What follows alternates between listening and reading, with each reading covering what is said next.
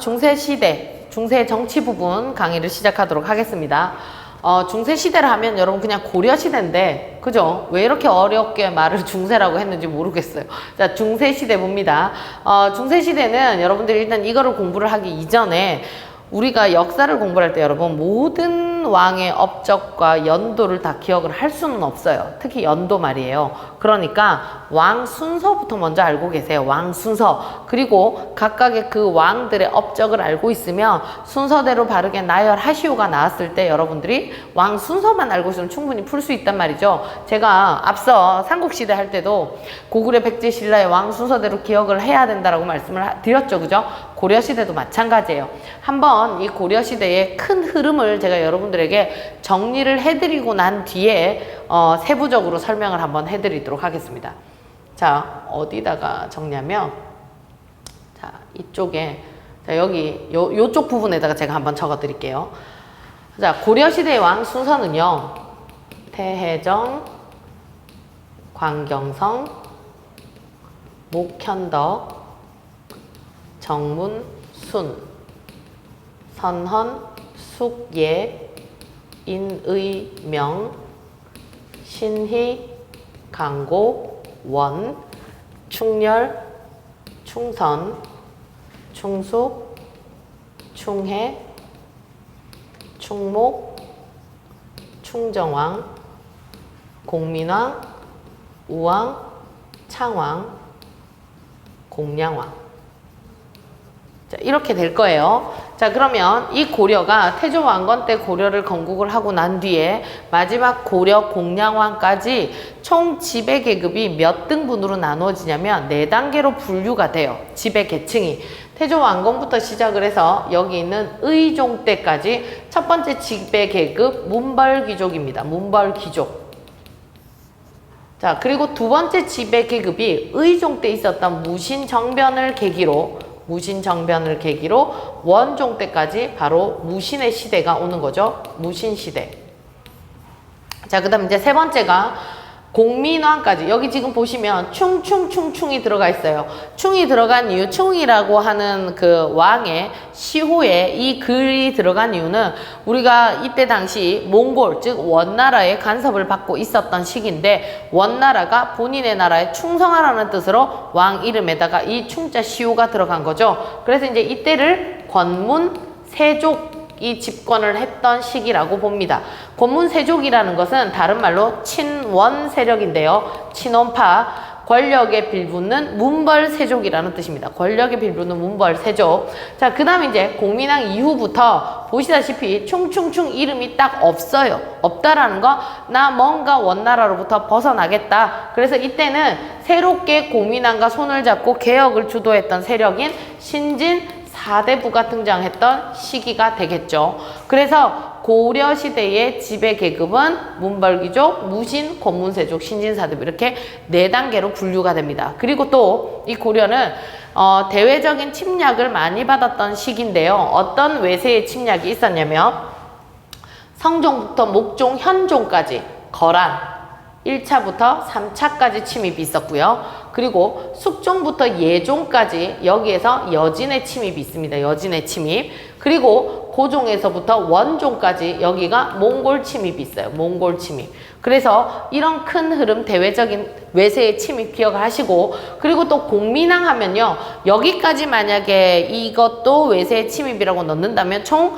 4개의 외세가 침략을 한 거죠. 자, 여기 공민왕은요. 홍건적의 난입니다. 홍건적의 난.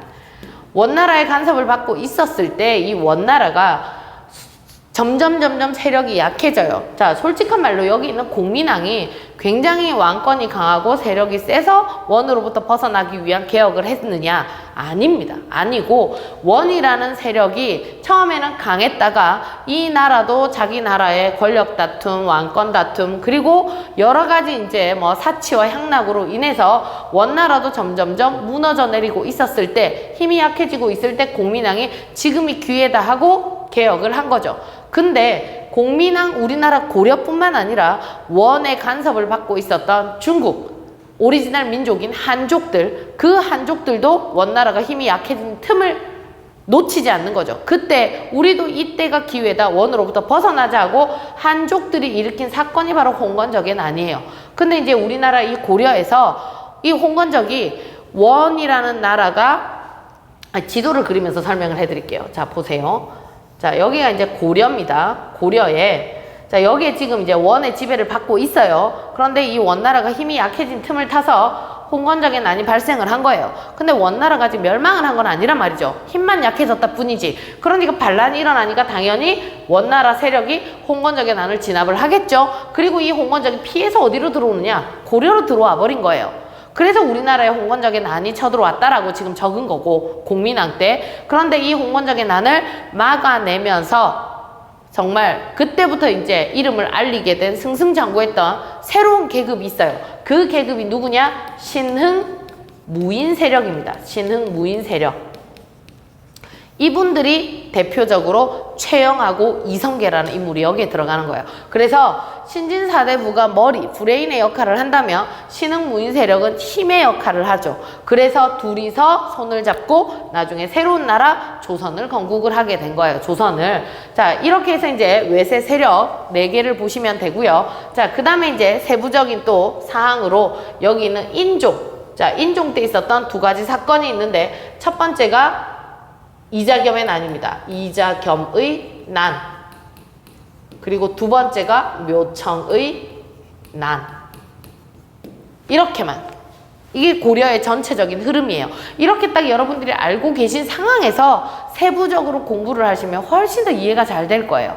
그래서 태해정 광경성부터 시작을 해서 공량왕까지 일단 왕조를 외우셔야 돼요. 그럼 이제 왕조를 외울 때 제가 학생들에게 정말 제가 따로 출강을 하는 고등학교가 있는데 그 고등학교 이제 학생들에게 이걸 좀 더 외우기 쉽게 하려고 노래를 가르쳐줘요. 무슨 노래냐면 산토끼 노래 맞춰요. 학생들이 여러분들도 마찬가지겠지만 조선 왕조를 외우시는 분들은 많이 있더라고요.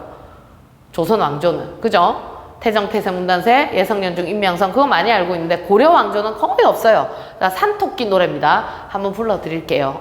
잘 못 부르지만 한번 불러드릴게요. 태해정, 광경성, 목현덕, 정문순, 선원, 수계, 인의명, 신의강고, 원. 이 원이 종이에요. 원종. 신의강고, 원종, 충렬, 충선, 충숙, 충해, 충목, 충정왕, 공민왕, 우왕창왕, 공양왕, 고려, 임금님. 이렇게. 이 긴 걸 어떻게 외우죠? 계속 불러보면 돼요, 여러분. 계속 불러보면 돼요. 자, 그러면 이제 태조 왕건부터 이제 정치 파트 들어가도록 할게요.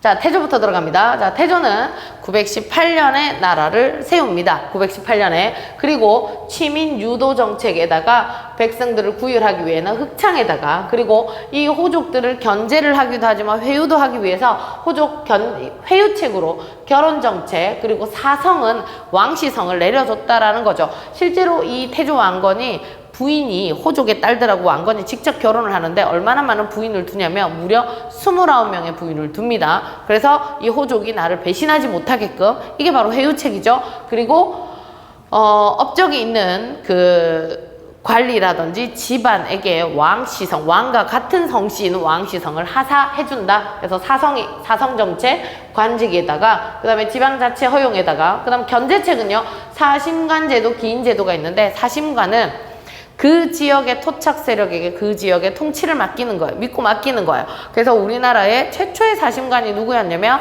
신라의 마지막 왕이었던 경순왕이었거든요. 이 경순왕이 태조 왕건에게 나라를 갖다 바쳐요. 근데 이제 태조 왕건이 하는 말이 이 수도 금성 지역은 뭐 태조 왕건인들 거기를 그 통치를 해봤겠습니까? 제일 많이 통치를 하면서 알게 된 경순왕이 제일 잘 알겠죠, 그죠? 그래서 이 태조 왕건이 금성 지역은 경순왕 그대가 제일 잘 자세히 알 터이니 그 지역의 통치를 네가 맡아라. 그래서 너를 금성 지역의 사심으로 임명을 한다. 그리고 이제 앞으로 금성은 경주라고 부르겠다가 된 거예요.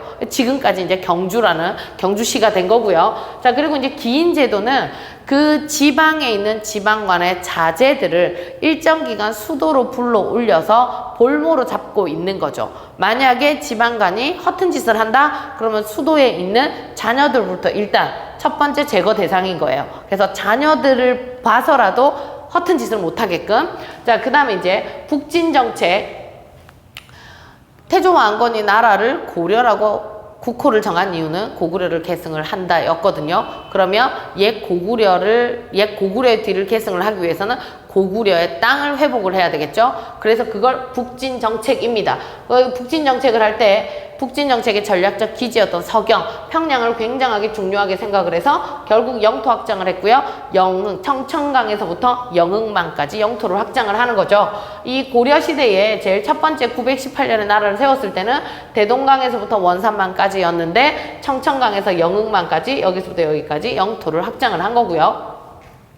그 다음 이제 거란족은 배척을 합니다. 왜냐하면 이 거란족이 옛날 발해를 멸망을 시켰고요. 이 발해의 지배 계급은 고구려인이었어요. 그래서 태조 왕건은 오랑캐 같은 거란족은 배척을 하겠다. 실제로 거란이 우리 고려에게 낙타를 50마리를 선물을 해줬는데 그 낙타를 만부교라는 다리에다가 묶어놓고 굶겨 죽이거든요. 그 말은 거란을 배척을 하죠. 그래서 이 거란이 나중에 침략을 해옵니다. 자, 그 다음에 이제 후손에게 남긴 유언, 후뇨 10조고요. 그리고 신하들의 도리를 강조한 책들도 여기에 나옵니다. 자, 그 다음 이제 광종입니다. 광종은 무조건 왕권 강화체, 왕권 강화를 하기 위해서 노비안건법 그리고 과거제도 꼭 기억을 하시고요. 노비안건법은 불법으로 노비로 전락한 사람들을 일반적으로 양인의 신분으로 돌려주는데, 그럼 노비안건법이 왜 그러면 왕권 강화와 관련이 있느냐? 왕권을 여러분 강화시키려면 신권을 떨어뜨려야 돼요. 그죠? 신권 약화예요. 그럼 신하들의 힘을 떨어뜨리려면 이렇게 불법으로 노비로 전락해서 귀족의 노비가 된 사람들은 일종의 귀족들이 노동력, 그러니까 개인 사병화할 수 있어요. 내 노비니까. 나의 재산과 다름없는 내 노비니까 내가 마음대로 이용을 할 수 있어요. 그러면 사병으로 만약에 조직을 양성을 해버리면 신하들의 군사적인 기반이 커지겠죠. 그 다음 또 군사적인 기반이 아니더라도 이 노비는 증여, 매매의 대상이기 때문에 귀족들의 경제적 기반이 될 수도 있어요.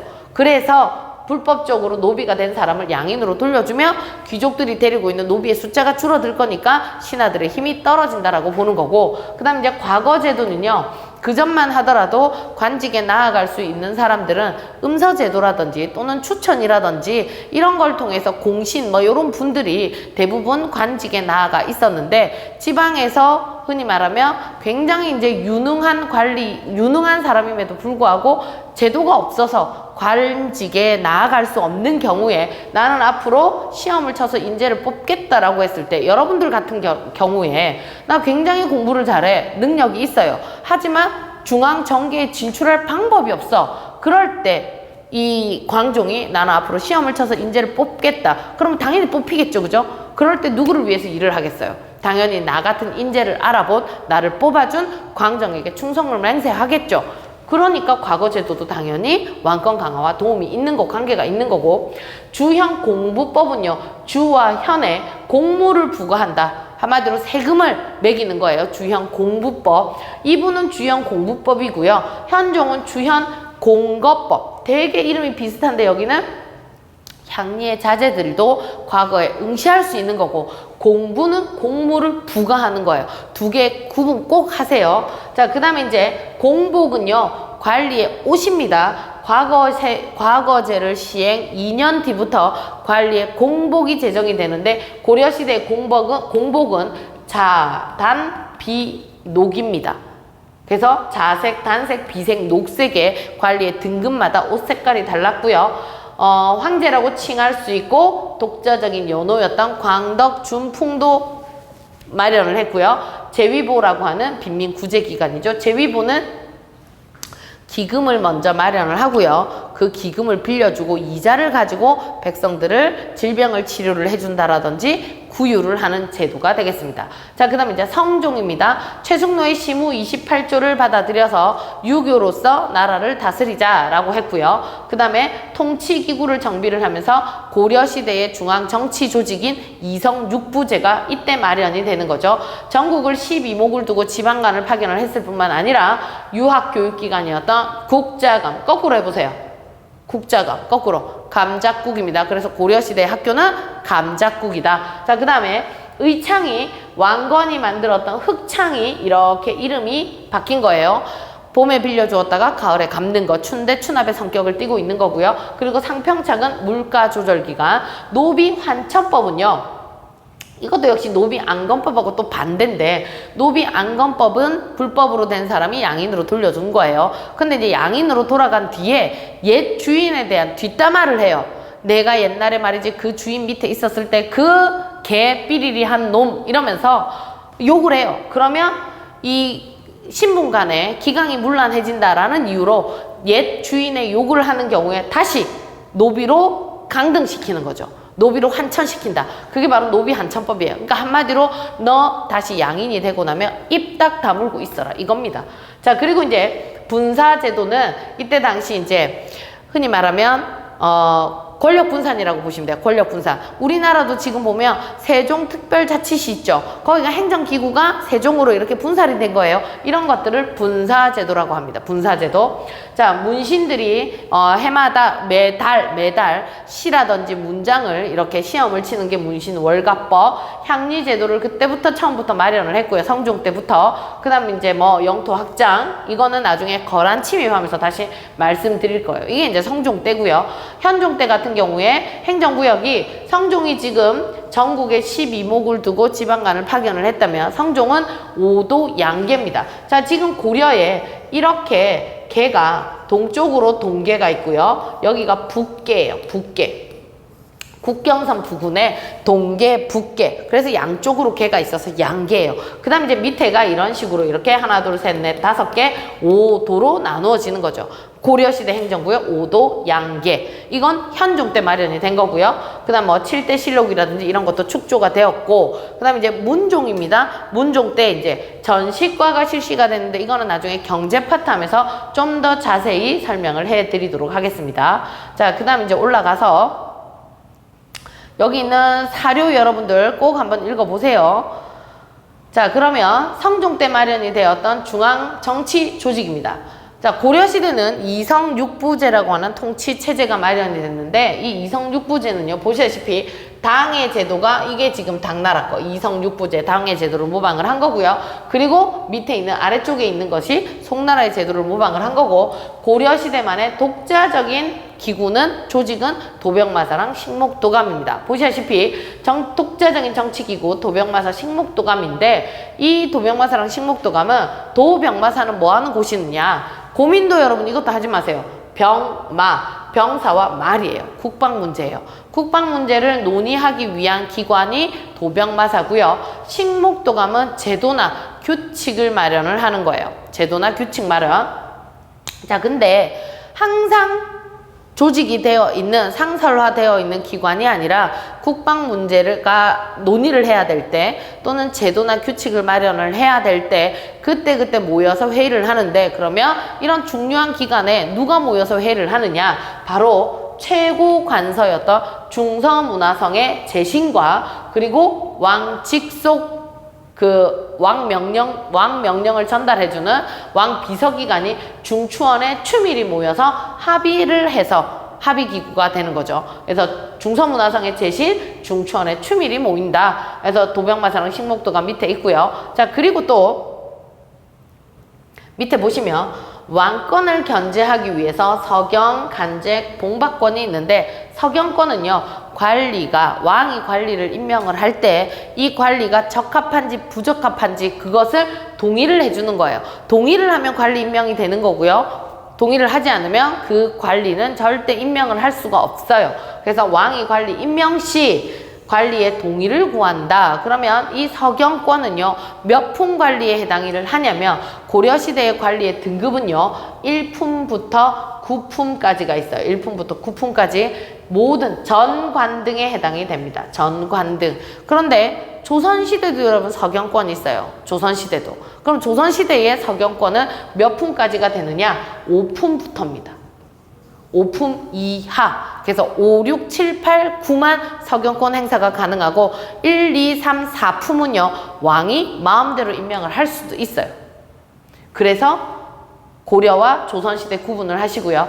간쟁은요, 왕에게 잘잘못을 논하는 거예요. 그래서 쉽게 강 큰 남자를 기억을 하세요. 강 큰 남자. 왕에게 이러시면 아니 되옵니다.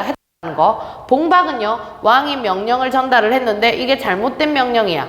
부당해. 그럴 때 다시 봉투를 접어서 돌려보내주는 거예요. 한마디로 봉투 접어서 되돌려 보냈다. 봉박 이렇게 하시면 됩니다.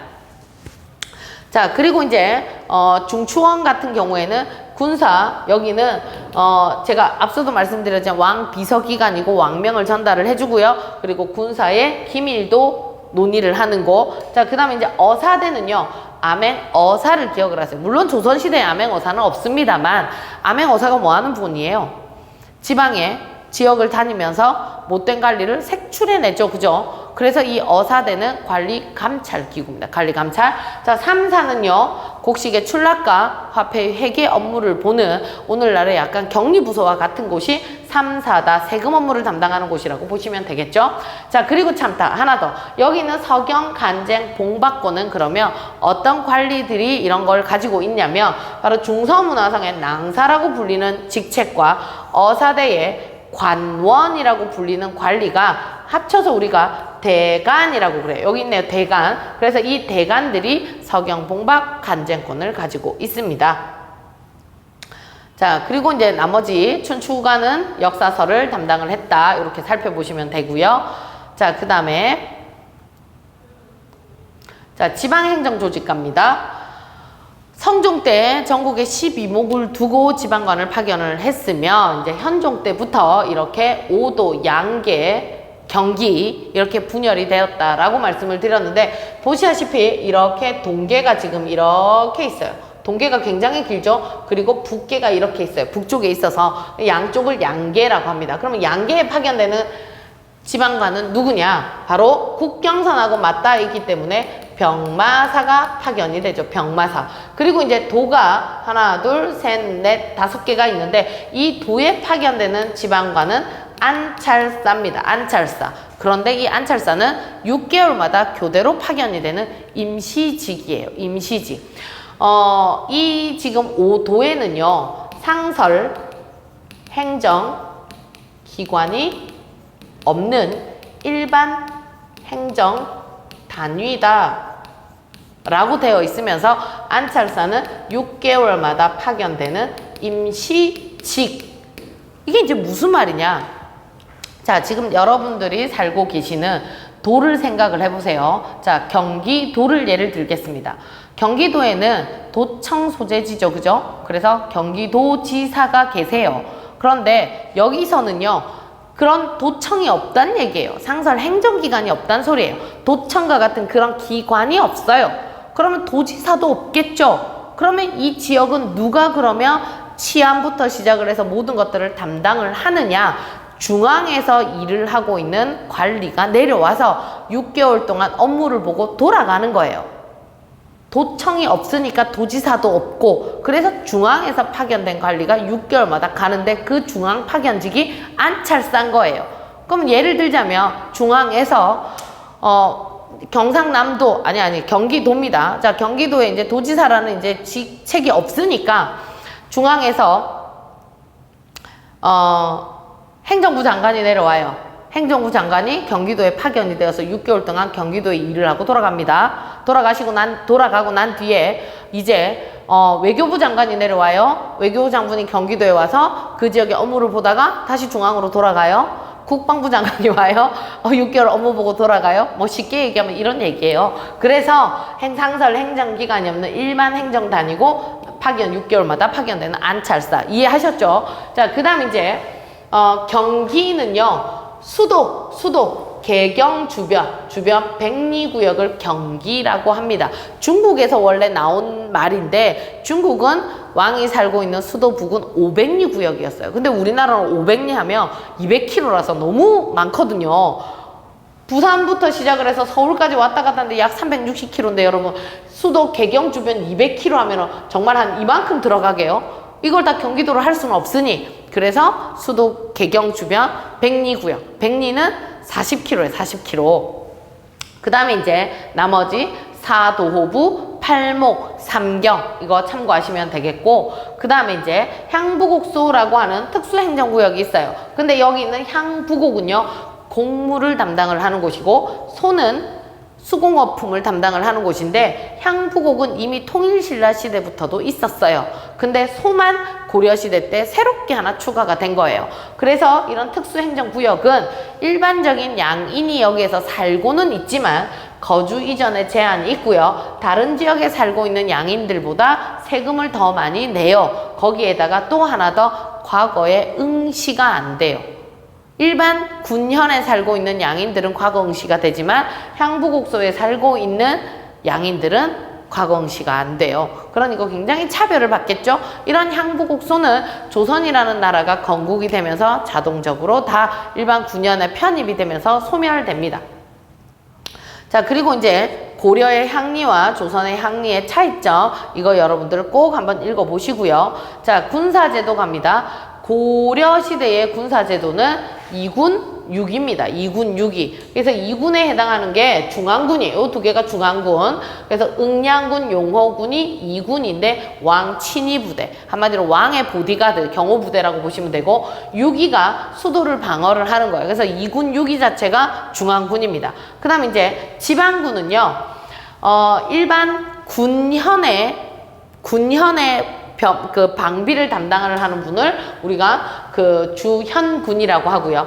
주진군은 양계의 그 방어를 담당을 하는 분이 주진군입니다. 그래서 여기는 양계고요. 여기는 오도입니다. 오도의 일반 군현. 자, 그리고 이제 뭐 중방하고 특수군. 중방은 나중에 무신하면서 할 거고요. 특수군 한번 볼게요. 거란의 침입에 대비하기 위해서 관군을 설치를 했는데 이 관군을 설치를 한 사람이 바로 고려의 3대 왕 정종입니다. 태해, 정 했죠, 그죠? 그 정종 때 혹시나 왜 태조 왕건이 만부교 사건이 있었잖아요. 그것 때문에 거란이 보복을 할 것을 대비해서 관군이라는 걸 설치를 하고 여진 때 윤관 장군에 의해서 별무반 설치가 되고요. 그리고 무신시대 때 최후가 만들었던 삼별초라는 조직도 있고 그리고 또 뭐 연호군이라고 그래서 크게 중요하지 않는데 여기 지금 적혀 있네요. 그래서 양천 혼성부대였던 연호군도 특수군에 들어간다. 자, 그 다음 이제 관리제도 가겠습니다. 굉장히 중요합니다. 이 관리제도 과거 시험. 자, 과거의 종류는요. 일단 이제 기간에 따라서 3년마다 치르는 시험을 식년시라 그러고요. 2년마다 치르는 시험을 경년시라고 그럽니다. 그리고 과거의 종류는요. 문과, 무과, 그리고 승과, 잡과인데 무과는 거의 이루어지지 않습니다. 무과는 조선시대가 되면요. 승과가 없고 무과가 있어요. 근데 고려시대는 무과가 거의 없어요.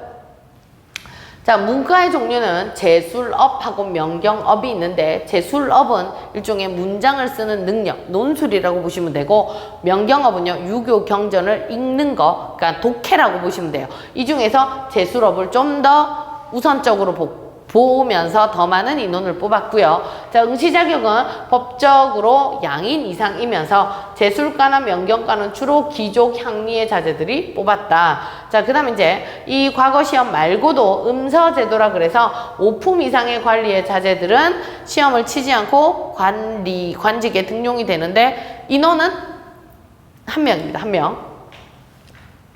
자, 그 다음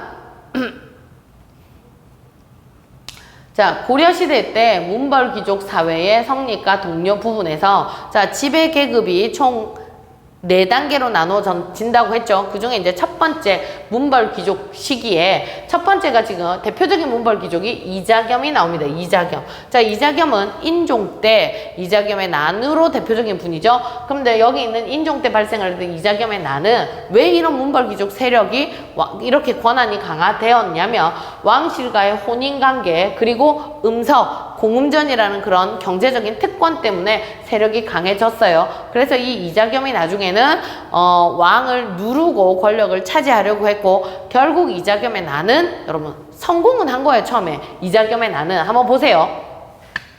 18자 왕위선을 이용을 해서 이자겸은 반대파를 제거하고 척준경과 난을 이렇게 권력을 장악을 했어요. 그래서 처음에는 이자겸의 난이 성공을 한 것 같았어요. 그런데 이 인종이 이자겸과 손을 잡았던 척준경을 이용을 해서 결국은 나중에 이자겸의 뒤통수를 친 거죠. 결국 이자겸은 그 영광 법성포 지역으로 유배를 가게 됩니다. 이제 결론은요. 이때 대표적인 개경파 문벌 귀족이었던 이자겸이 영광 법성포로 유배를 가고 축출이 됨으로 인해서 개경파 문벌 귀족이 이제 흔히 말하면 세력이 굉장히 약해진 거예요. 개경파 문벌 귀족의 세력이 약해진 틈을 타서 이때가 기회다 서경으로 천도를 하자라고 주장한 서경길지서를 대두시킨 서경파 귀족들이 있단 말이죠. 그러면 그 서경파 귀족들이 뭘 주장을 하느냐? 서경으로 천도하자. 그런데 그게 처음에 잘 안 됐어요. 대표적인 인물이 묘청인데 결국 묘청이 서경 천도가 무산이 되자 반란을 일으킨 게 묘청의 난인 거죠.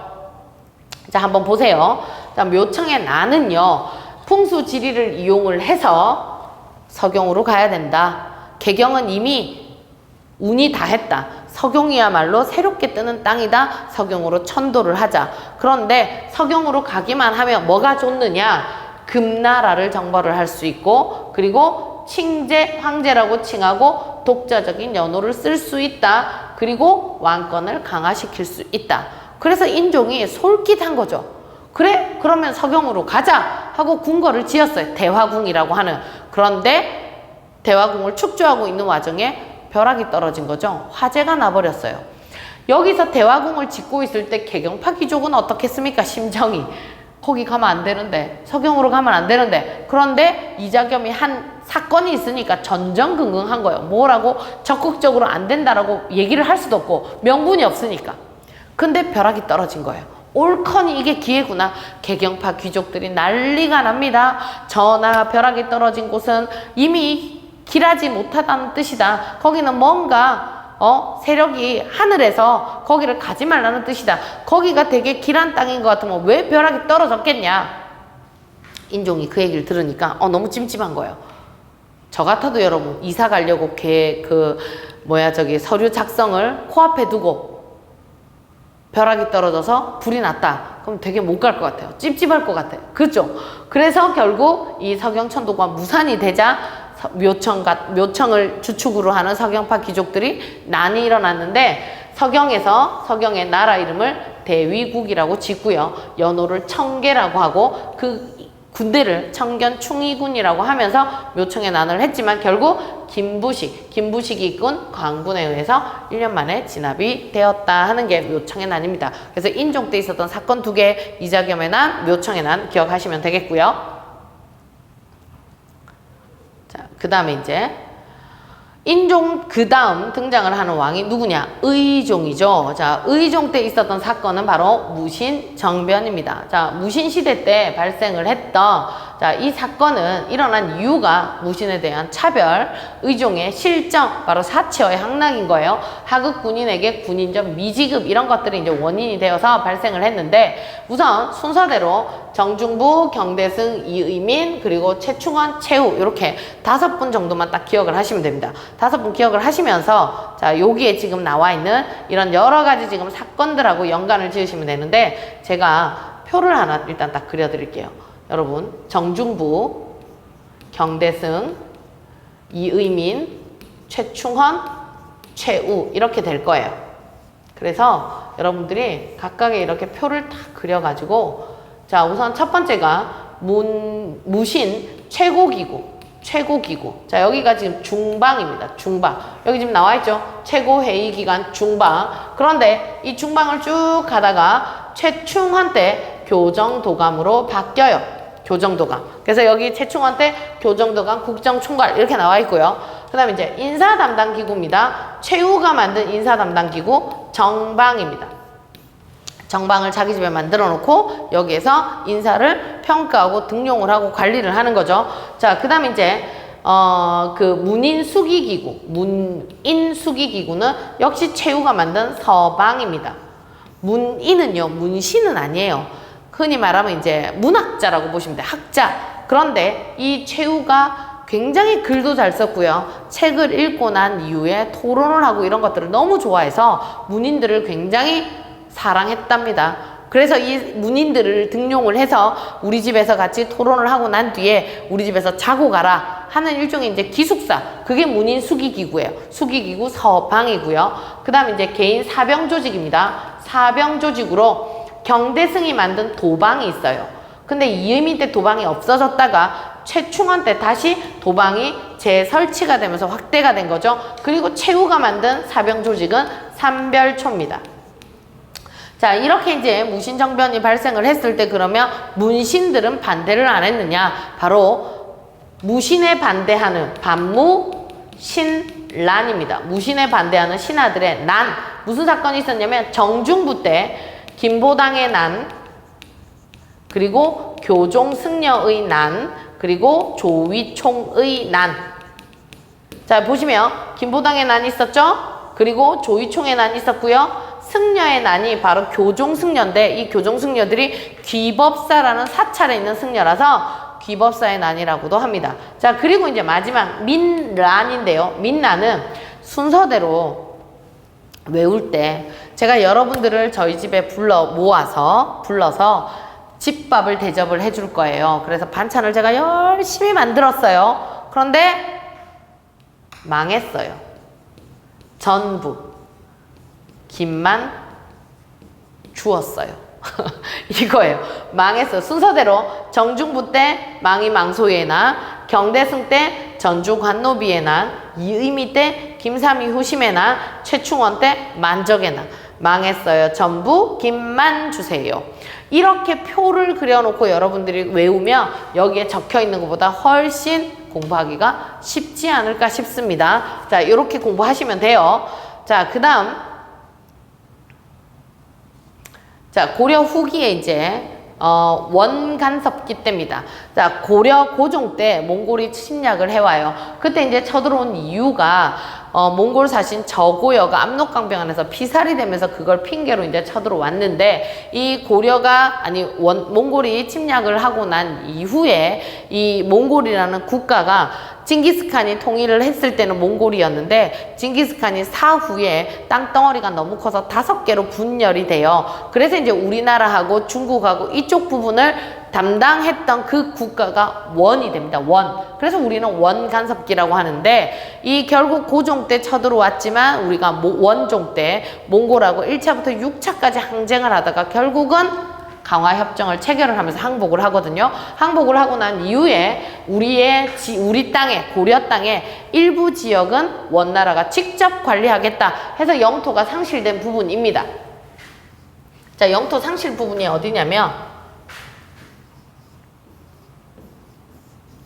자, 일단 그때 당시 이 고려의 영토가 자, 이렇게 지금 되어 있었을 땐 아니죠.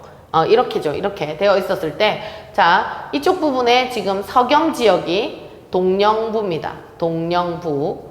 그리고 제주도 지역이 탐라 총관부. 그리고 이쪽 지역이 쌍성 총관부예요. 화주 지역. 쌍성 총관부. 그래서 이쪽 부분은 전부 다 원나라가 직접 관리하겠다 하는 지역이고요. 자, 그리고 이제 내정간섭기구로 정동행성, 이문소, 순마소, 만호부, 다루같이 있는데 정동행성은요 일본 원정을 위해서 만든 기구였어요. 우리나라 고려가 원과 강화협정을 체결을 했을 때 강화의 조건 중에 하나가 원나라가 일본을 정벌을 하는데 거기에 필요한 모든 물자를 제공을 해라. 그 일본 원정에 필요한 기구가 첫 번째 만든 1차 때 만든 기구는 둔전 경략사였습니다. 이 둔전 경략사는 식량조달하는 기구예요. 식량조달. 그런데 1차 때 일본에 정벌을 하러 갔다가 태풍으로 실패를 합니다. 그리고 이제 2차 때 설치를 한 게 정동행성이었죠. 충렬왕 때 설치를. 이거는 원종 때 설치를 했다가 충렬왕 때 폐지됐고요. 이거는 충렬왕 때 세워진 거예요. 그런데 이 정동행성 이문소가 일본 원정을 실패를 하고 난 뒤에 우리나라에 내정을 간섭하던 기간으로 이렇게 전략을 한 거고요. 그 다음에 이제 관제가 격화가 되죠. 2성, 중서문화성하고 상서성은 첨의부, 육부는 사사 이렇게 바뀌었고 중추원, 왕 비서기관에서 중추원은 밀직사, 도병마사가 도평의사사로 개편됩니다. 전부 다 언제 때 개편이 되냐면 충렬왕 때 개편이 되고요. 그 다음 이제 심량왕 제도는 고려 왕을 견제하기 위해서 고려 왕실의 분열을 목적으로 고려 왕족에게 일종의 내려주었던 관등이 되겠죠. 심량왕이라는 이름. 자, 그리고 이제 몽골풍 고려양 이거 있고요. 자, 그 다음에 이제 고려시대 때 충렬왕부터 시작을 해서 공민왕 때까지 이제 업적을 한번 보시면 여기 지금 충렬왕은 빠져 있는데 충렬왕 때 충렬왕 때 여러분 요거 하나 적어주세요. 안향이라는 분에 의해서 성리학이 도입이 됩니다. 우리나라에 성리학이 들어왔고요. 민족의 자주의식을 회복하기 위해서 역사서가 2개가 편찬이 되는데 그 대표적인 첫 번째 역사서가 삼국유사 그리고 또 하나가 제왕운기입니다. 이게 충렬왕 때고요. 자, 그 다음 충선왕 하면요. 키워드 사림원 개혁기구, 망건당 학문교류기군, 의염창 소금 전매제도를 소금을 팔던 창고. 충선왕 키워드입니다. 사림원, 망건당, 소금 전매제도. 소금 전매는요. 국가가 독점으로 판매를 하는 걸 소금 전매라고 그래요. 대한민국에서 여러분 국가의 독점 사업 대표적으로 뭐가 있느냐? 국가 독점 바로 담배입니다. 그거 말고도 다른 것도 있지만 국가 대표 독점 사업이 담배예요. 담배는 세금이 여러분 거의 반이죠, 그죠? 물품 가격이 반이며 국가의 수익금의 반이 세금으로 들어가요. 흔히 말하면 반이 남는 장사예요. 그럼 그렇게 초대박 아이템인데 왜 우리나라의 대표 그룹인 삼성에서 나온 담배가 없고 CJ에서 나온 게 없고 GS에서 나온 게 없겠어요? 왜 없을까요? 못 만드니까.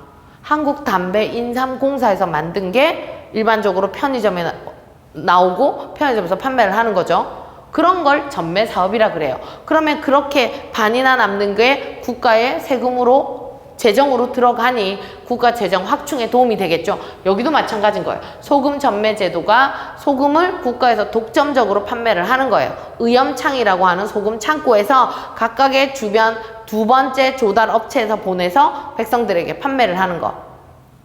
국가 재정 확충입니다. 자, 그 다음에 충모강 때 정치도감이라고 해서 정치도감은 전민 변종도감하고 비슷한데 불법적으로 노비라든지 토지가 빼앗긴 토지가 원래대로 되돌아가는 게 바로 정치도감 그리고 전민 변정도감입니다. 자, 그 다음 이제 공민왕인데 신돈이라고 하는 승려를 등용을 해서 전민병정도감 설치를 했고요.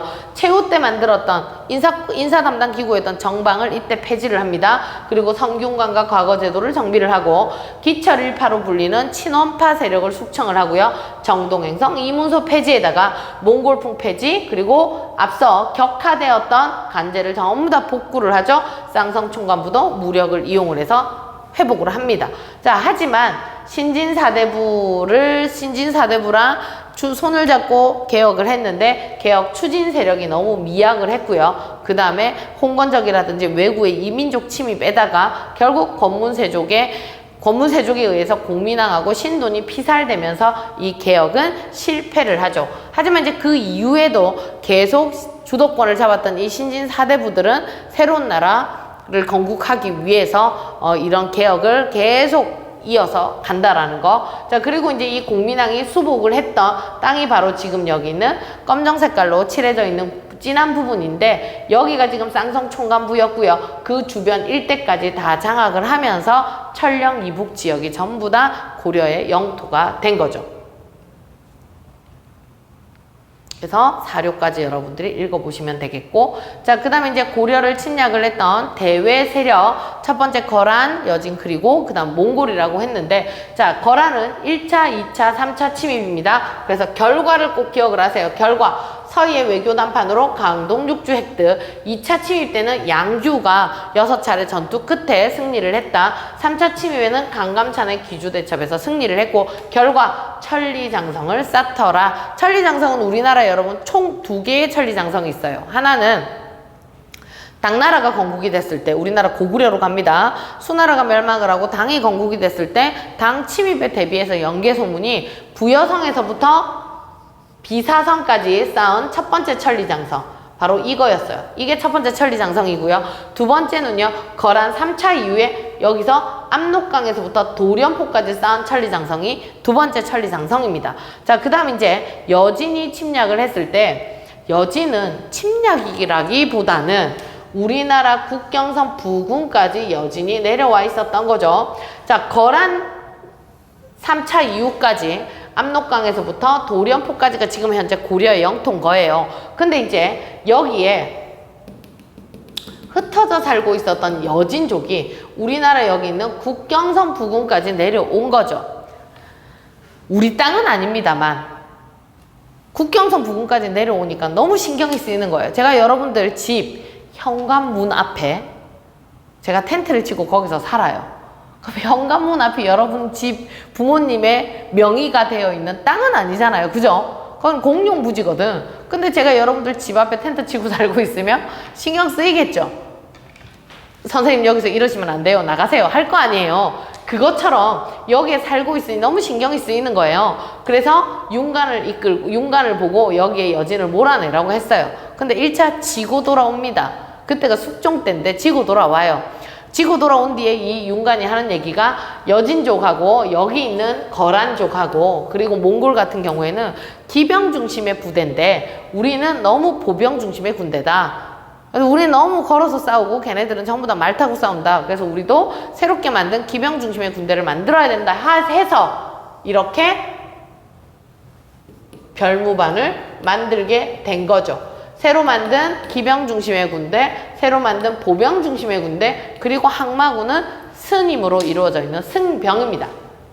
그렇게 해서 결국 예종 때 별무반을 이끌고 몰아내고 여기에다가 동북구성이라고 하는 성을 쌓게 되는 거죠. 위치를 한번 보세요. 동북 지역에 9개의 성 이렇게 돼요. 근데 이제 그 이후에 이 빼앗긴 여진족이 동북구성 지역을 빼앗긴 여진족이 우리나라에게 사정을 해요. 정말 고려를 부모의 나라로 떠받들면서 잘할 터이니 돌려달라. 그래서 우리가 결국 마지못해서 돌려주거든요. 근데 돌려받은 이 여진이 이 지역을 기점으로 해서 여기 일대에 금이라는 나라를 세우고요. 이 금나라는 거란족까지 정벌을 하고 더 나아가서 아래쪽에 있는 송나라의 일부까지 빼앗으면서 엄청난 나라로 성장을 합니다. 그리고 우리에게 반대로 이제 4대 관계 떠받들어라 이거죠. 그때 이자경 같은 일부의 문벌 귀족들이 수용을 하게 된다라는 거. 자, 그 다음에 이제 몽골이 쳐들어옵니다. 몽골에 사신 저고요가 압록강변에서 피살이 되자 그걸 구실로 쳐들어왔고 귀주에서 박스 장군이 저항을 했지만 결국 수도가 함락이 되면서 강화를 체결을 했고요.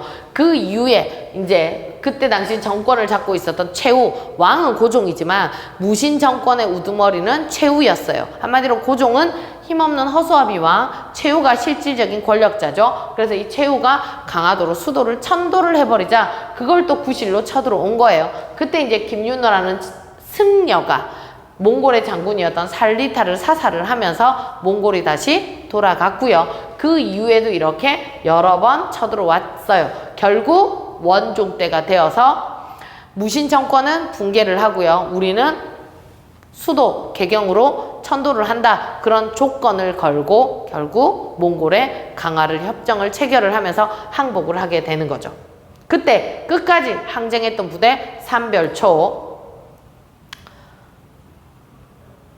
자, 그리고 이제 마지막 이제 공민왕 때 홍건적과 왜구가 침략을 하면서 등장을 했던 신운 무인 세력, 대표적인 이런 대첩 정도는 그냥 눈으로만 한번 읽어보시면 되겠고요. 그 이후에 이제 이 요동 정벌을 명나라가 이제 홍건적의 난 이후에 세력을 잡은 중국은 한족들은 결국은 명이라는 나라를 건국을 합니다. 그런데 이제 이 명나라가 건국이 되었을 때 우리나라는 공민왕 때였어요. 그 후에 이 명나라가 뭘 요구를 하냐면 본인들이 원이라는 세력을 몰아내 줬으니까 원나라가 관리하고 있는 쌍성 총간부 지역, 한마디로 철령 이북 땅을 명인 자기 나라에게 넘겨라라는 거죠. 여기에서 그 다음 이제 정권을 잡았던 우왕이 절대 줄 수 없다라고 이성계를 요동정벌을 하는데 파견을 시킵니다. 근데 이제 이성계는 반대 입장이었죠. 요동정벌을 하면 안 된다. 한마디로 명나라하고 타협을 해야 된다. 화친을 주장을 한 거고, 우왕과 채영은 단호하게 절대 쌍성총관부 천령 이북당은 넘겨줄 수 없으니 명나라를 정벌을 하러 가라. 결국 이성계가 가죠. 근데 갔는데 위화도 압록강변에서 있는 그 작은 섬이었던 위화도에 있으면서 이성계가 생각을 바꿔서 말머리를 돌려서 돌아옵니다. 그게 위화도 해군이었어요. 1388년. 권력을 잡은 이성계를 둘러싸고 신진사대부가 분열을 하죠. 이성계가 권력을 잡았기 때문에 신진사대부가 분열을 하는데, 신진사대부 중에서도 급진파가 있고요. 옹건파가 있고요. 급진파는 대표적인 인물 정도전, 옹건파의 대표적인 인물 정몽주입니다. 정도전은 역성혁명을 주장하죠. 역성혁명. 성을 바꾸자. 고려의 왕실의 성은 왕씨, 이성계는 이씨. 성을 바꿔서 혁명에 성공해서 새 나라를 세우자. 그런데 정몽주 같은 옹건파는 고려의 왕조를 그대로 유지하자 입장이에요. 이렇게 해서 신진사대부가 분열을 해요.